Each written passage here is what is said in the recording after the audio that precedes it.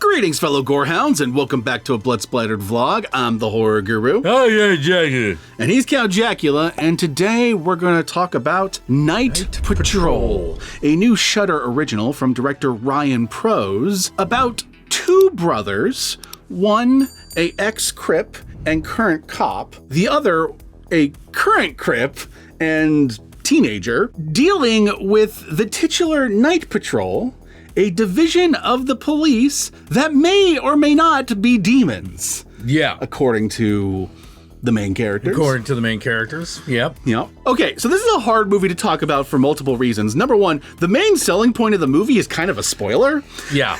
It's not really revealed until later in the movie, but you are going into the movie kind of under the belief that there is something supernatural happening with this Night Patrol, a team of exclusively white cops who behave like gang members, who have initiation rituals, which include having to kill somebody in order to join them. Mm-hmm. This happens pretty early on in the movie, so I'm safe to say it's not much of a spoiler. Not much of a spoiler. You get to watch Justin Long shoot somebody in the fucking head. Because he's trying to join Night Patrol, and he is Xavier, one of the brothers' partners. Yep.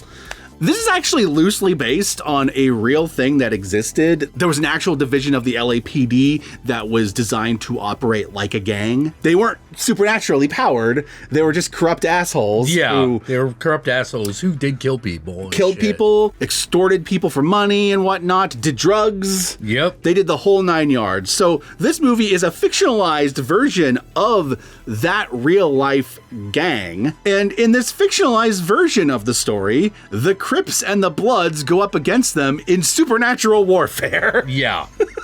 That's about as far as you can get before you get into spoilers. Yes, because so much of the best parts of this movie are in the second half of the movie when it's revealed more. Yeah, when more is revealed. Because a huge chunk of this movie is the characters trying to figure out what the fuck is going on. Even the main character, Wazzy, the teenager and current Crip, who witnesses one of the Night Patrol cops shooting someone as part of the initiation ritual at the beginning of the movie, he has no idea about the supernatural element of the Night Patrol. Yeah. So all he knows is that he watched the cops do a crime, now they want to kill him. Yeah. He has other characters implying that to him, including his own mom, who is apparently the leader of the fucking Crips. Yeah. This is like the local Crip leader. She's like the Crip leader of that neighborhood. And she's fully in on them being demons, and she's totally into like Zulu magic and shit. Yeah. Like literal Zulu.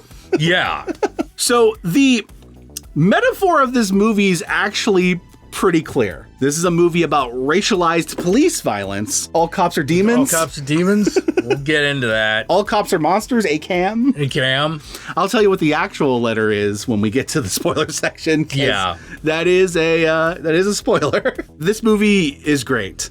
I didn't know what we were getting into when we turned it on. I wasn't sure where it was going when it started, but man, did I love where it went. Yes. Yeah, it's a great movie. It keeps you guessing pretty well into it. Yep. Not necessarily as far as what the cops actually are, but definitely in terms of like, okay, what the fuck is going to happen next? Yeah, and the other thing that the movie is really fucking good at is this is a really good world building movie. Oh, yeah, definitely. Because the movie kind of gives you little breadcrumbs as it goes on. Yeah. But as it goes on, it like paints this whole world underneath the world we're familiar with. Yeah. There's a great scene in which someone tells him to scan his aura.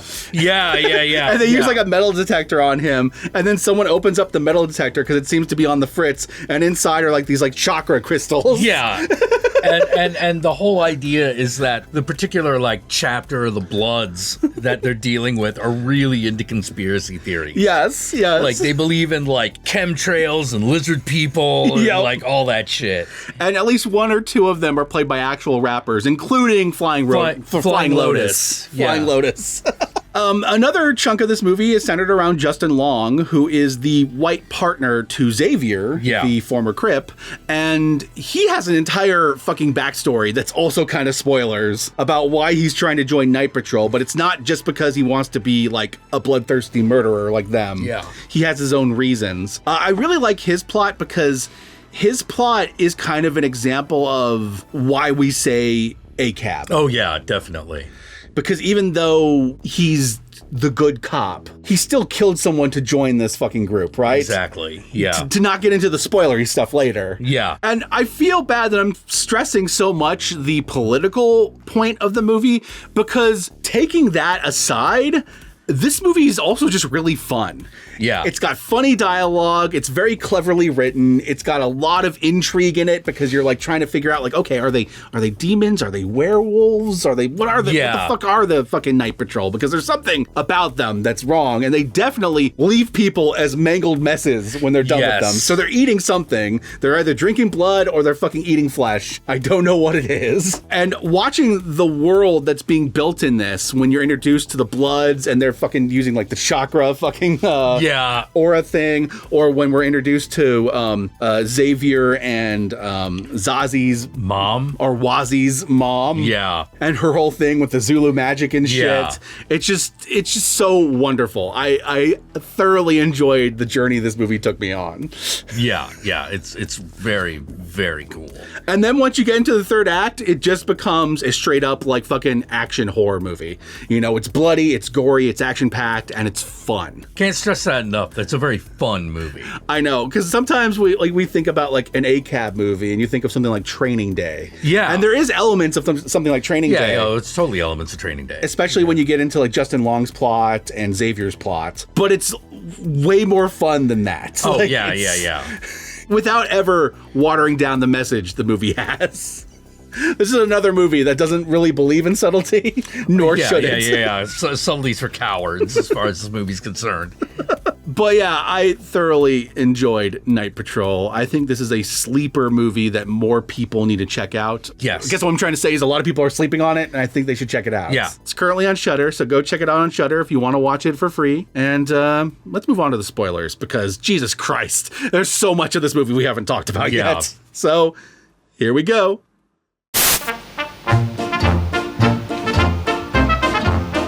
Really love the scene when they're arguing about what it is, and Wazi's character, who has just now finally interacted with them once, is just like, they're obviously vampires. You know. And that's what they are. They're 100% vampires, but they're also vampires who obviously have some sort of like demonic pact, because the ritual to join them feels more than just becoming a vampire. It's more than... It's more than even, like, say, joining the Lost Boys. Like, there's, like, a whole fucking, there is definitely something behind them. But there is an element of Lost Boys in it, in that there is a father vampire who's kind of at the center of all of it that you're not really introduced to until later. And it turns out that it's Justin Long's father. Yes, because Justin Long's character, and this is one of the big spoilers of the movie, he joins the Night Patrol because he believes the Night Patrol killed his father. Yeah, and it turns out his father is still alive and is the leader. He's the leader. He's the head vampire of the Night Patrol. In fact, he's probably the one that turned them into vampires in the first place. Yep. As the head vampire, he also has the extra added ability that he can literally take over any of the other vampires. Yep. And speak through them like the devil. You know, he's the head vampire, but for all intents and purposes, he's the devil. He's the white devil. Yeah. In this story. Yep. And they invade this one fucking project. Yep. And the Crips and Bloods have to team up together to fight them. Put their differences aside. It's a movie about unity. About community unity. Yeah, 100%. And their whole the plan is not very subtle. The plan is to go in under the pretext of putting down gang warfare, but what they're really doing is gathering up as many people as possible and draining their blood. Yeah, they use every single one of their raids as an excuse to drain people of blood. These big fucking like industrial sized fucking like jugs that they fill with fucking people's blood. Yeah. Throughout the movie, people are wondering why Wazi was able to survive an encounter with the Night Patrol at the beginning of the movie. Yeah.